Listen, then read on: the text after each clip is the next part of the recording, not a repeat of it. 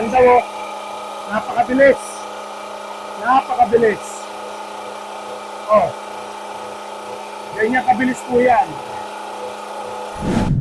Magandang araw po mga kadiskarte. Sa araw na ito, gawa po tayo ng pellet para po sa alaga po nating mga rabbit. May alaga po tayong rabbit. Gusto ko po, wag nang bumili ng mga commercial feeds. Gagawa po tayo ng sarili po nilang masustansyang pagkain. Ngayon po, ito po meron po ako ritong darak. Meron din po akong mais. Siyempre, meron po tayong molasses, pampaganang kumain nila at sustansya na rin po. At meron din po tayo ritong sapal po ng niyog. Yan, sapal ng niyog, yan ang pinaka-binder po nila. At syempre, hindi mawawala ang available naman sa mga paligid natin. Pwede pong malunggay, pero napansin ko mas paborito po nila ang ipil-ipil. Kaya nilagyan ko po ng ipil-ipil. Pwede po, nasa sa inyo, Madre de Cacao, pwede rin po. Pwede rin pong kangkong, pero ako marami po sa amin ng ipil. Kaya ipil-ipil po ang nilagay natin. Konting asin. Try na po natin mix natin, gawa tayo ng pagkain ng mga rabbit. Ngayon, para makapag-mix tayo, dito tayo maghalo. Ito po yung darak. Lagyan din natin ng niyog, sapal ng niyog. Nahihingi lang po ito sa palengke o kung mabibili man, mura lang po. Yan ang pinaka-binder po niya. At lagyan din po natin ng mais. Actually, kahit buo-buo po yung mais, pwede po nating ilagay dyan. Yung butil po ng mais, pwede na po dyan. Hindi na po natin ipagigiling, pwede po.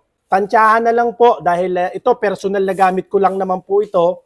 Hindi ko na po siya, hindi naman masyadong professional ang dating dahil personal na gamit ko lang po sa mga ilang alaga ko pong rabbit.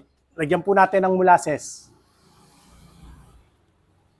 Oh, napakabango. Gustong-gusto po nila yan. Dito po sa amin, mura lang po ang molasses. Meron po akong nabibilang mura. Mimix na po natin siya. Sama na rin po natin tong ating paborito po nila. Ayan, maaamoy na natin ang bango. Tiyak magugustuhan. Mamaya ipakita ko rin po sa inyo kung nagustuhan ba o ayaw nung mga rabbit natin.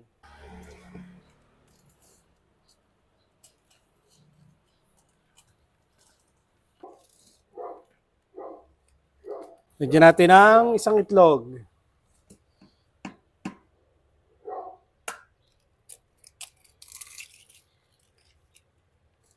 Try natin.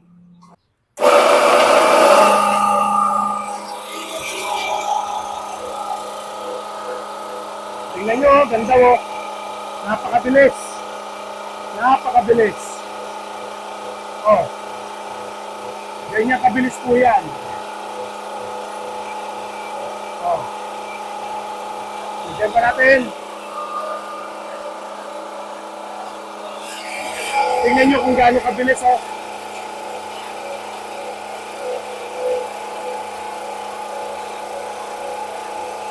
Oh. Saglit lang, ilang kilo na po yan, oh.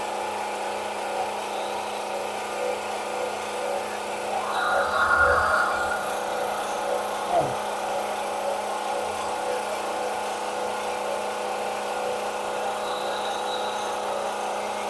Saglit na saglit po.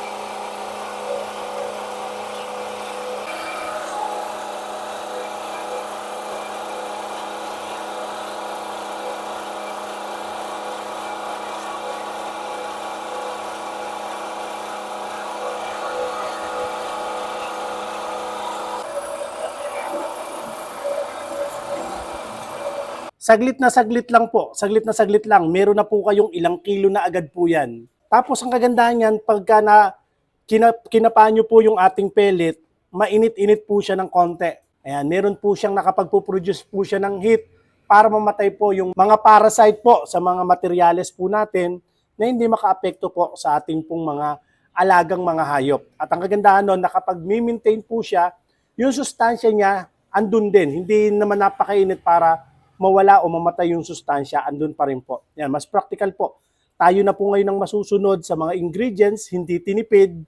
At alam natin na mabilis sa lumaki yung ating mga alagang mga hayop Tapos nakapagpo-produce tayo ng magandang karne. Okay, maraming salamat po. Ang halaga lang po niya na 32,000 lang po yan sa atin ha. Meron na po kayong 100% copper wire. Samahan niyo po ako. Ipakain po natin to ngayon sa rabbit po natin. Tingnan natin kung magugustuhan nila. Tara!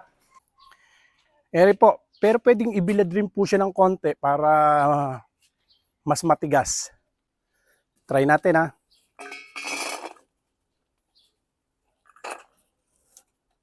Lagyan muna natin ng konti para makita natin kung mauubos nila. Naamoy na agad nila eh. Ayun, gustong gusto. Nag-aagawan. So lagyan natin ng isa pa para hindi nag-aaway. Lagyan lang natin ng konti para makita natin kung doon pa, para hindi kinag-aaway.